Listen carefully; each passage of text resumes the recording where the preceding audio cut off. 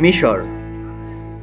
কায়রোর খান আল খালিরি বাজার হলো একটি জমজমাট প্রাণবন্ত বাজার যা কয়েক শতাব্দী ধরে চলে আসছে এবং যে কেউ এই শহরে বেড়াতে গেলে অবশ্যই দেখতে যায়। ইসলামিক কায়রোর প্রাণকেন্দ্রে অবস্থিত এই রঙিন বাজার দোকান, স্টল, রেস্তোরাঁ এবং ক্যাফেতে মশলা থেকে শুরু করে গহনা থেকে সুভেনির সবকিছু বিক্রি করে। এটি অনন্য আইটেম খুঁজে পেতে এবং ঐতিহ্যগত মিশরীয় সংস্কৃতির জন্য একটি দুর্দান্ত জায়গা। আপনি যদি বাংলাদেশ থেকে মিশর ভ্রমণ খুঁজছেন, উপরে আমাদের ব্লগ ভিডিওগুলি দেখুন। আমাদের কাছে আপনার জন্য সঠিক গাইডলাইন থাকতে পারে।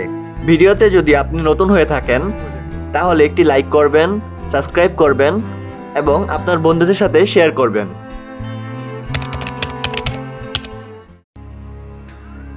মিশরের খান আল খালিরি বাজার মূলত 1382 সালে মিশরের সামরিক নেতা আমির জাহাক্স আল খালিরি দ্বারা প্রতিষ্ঠিত হয়েছিল।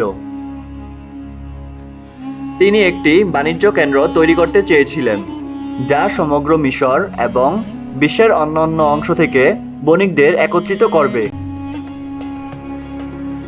বণিকরা মশলা থেকে শুরু করে গহনা ও কাপড় বিক্রি করে। বাজারটি দ্রুত কায়রোর বাণিজ্যের অন্যতম প্রধান কেন্দ্র হয়ে ওঠে। সময়ের সাথে সাথে এটি মধ্যপ্রাচ্যের বৃহত্তম বাজার হিসাবে পরিণত হয়। 1511 সালে সুলতান কানসুহাল গাউরি আরও দোকান এবং স্টল এবং ফোয়ারা বাগানের মতো নতুন নতুন বৈশিষ্ট্য যুক্ত করে বাজারটিকে আরও প্রসারিত করে।